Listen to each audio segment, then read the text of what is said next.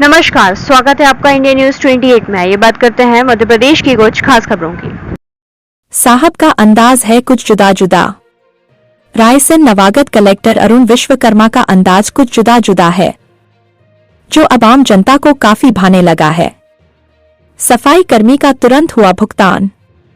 5 फरवरी को जन सुनवाई में उप स्वास्थ्य केंद्र ईंट खेड़ी की सफाई कर्मचारी राधाबाई पहुंचती है। कलेक्टर को बताती हैं कि अप्रैल 2023 से सितंबर 2024 तक उसने काम किया है, लेकिन उसे अब तक मानदेय नहीं मिला है। इसका जवाब देने के लिए स्वास्थ्य विभाग की ओर से डॉक्टर प्रीतिवाला से पूछताछ की जाती है।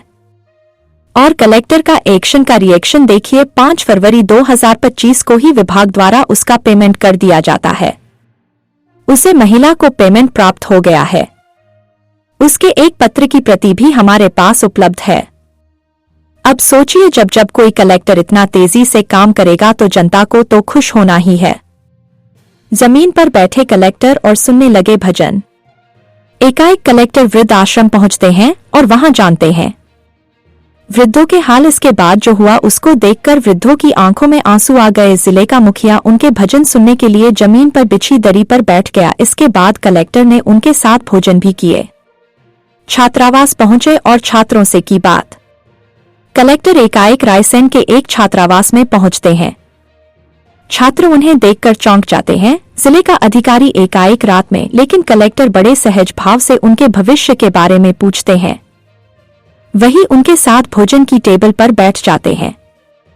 साहब ने बनाया मीटिंग का बहाना तो कलेक्टर ने ली जमकर खबर। मध्य प्रदेश विद्युत मंडल के डीजीएम साहब जनसुनवाई में नहीं आए और अपने सहायक राजस्व ऑफिसर जितेंद्र शर्मा को भेज दिया। कलेक्टर साहब ने पूछा, आप कौन? साहब कहाँ हैं? आपके जवाब मिला, साहब मीटिंग में है। कलेक्टर ने बिजली कंपनी के डीजीएम पराग धावड़े को मोबाइल लगाकर पूछा, आप क्यों नहीं आए? किसके लिए काम करते हैं? जनता के लिए। तो जनता से मिलना आपको पसंद नहीं है? फिर तो साहब 10 मिनट में हाजिर हो गए। अब जनता कह रही है, वाह कलेक्टर साहब वाह। साहब की हिदायत जिला अधिकारी ही आकर जवाब देंगे।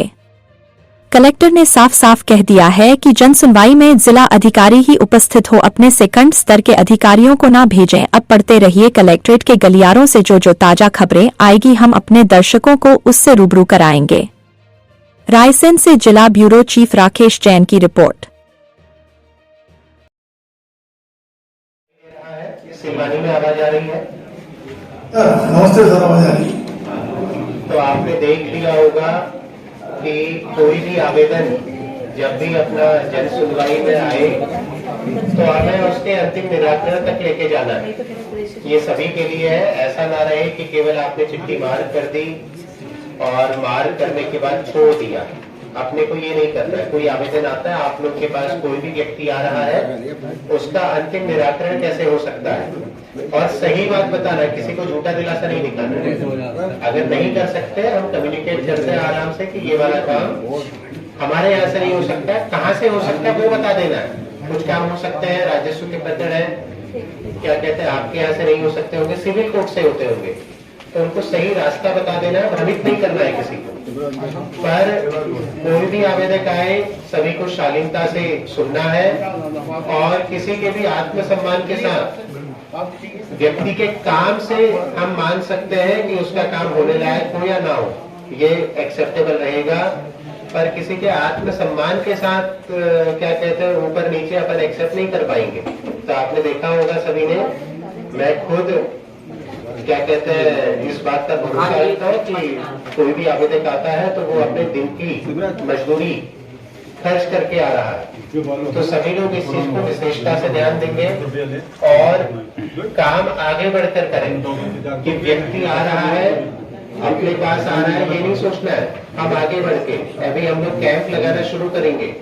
तो मैं चाहूंगा कि जब हम लोग जिला स्तर से कैंप लगा रहे हैं तो एसडीएम और तहसील स्तर पर भी हम लोग चाहे राजस्व के कैंप को हम लगाएंगे। जाति प्रमाण पत्र में यहाँ कई सारे आवेदन आए जो मुझे दिखे, तो जाति प्रमाण पत्र में भी हम लोग देख लें। अगर हम जाति प्रमाण पत्र के लिए विद्यालयों में हम कैंप लगाना शुरू करें और सभी पात्र हितग्राहियों के जाति प्रमाण पत्र हम पहले मेहनत को गिरा कर पाएंगे। ऐसी मेहनत पढ़ाई, ठीक है। और क्या कहते हैं, घर में माता पिता क्या सोच के भेजे हैं यहाँ, अच्छा पढ़ता है ये सोच के भेजे हैं। तो ऐसा करना है कि माता पिता को गर्व हो जाए कि हाँ हमारा बेटा है, इतनी मेहनत करनी है। और कुछ कहना चाह रही हूँ उनसे? आम जनता से जुड़ने के लिए जिला प्रशासन क्या करेगा कि आम जनता की जल्दी से जल्दी परेशानियां हल हो सकें? आम जनता के लिए जो सबसे महत्वपूर्ण, जिसको मैं मानता हूँ, हमें आगे बढ़ के आम जन से अपना संवाद स्थापित करना चाहिए। मेरी कोशिश रहेगी कि जनता को या आम जन को गांव से निकल के शहर और जिला मुख्यालय आने ना पड़े, और हम लोग पूरी टीम के साथ गांव-गांव जाकर के उनके साथ चौपाल करें, उनके साथ जनसंवाद करें और उनकी जो भी परेशानी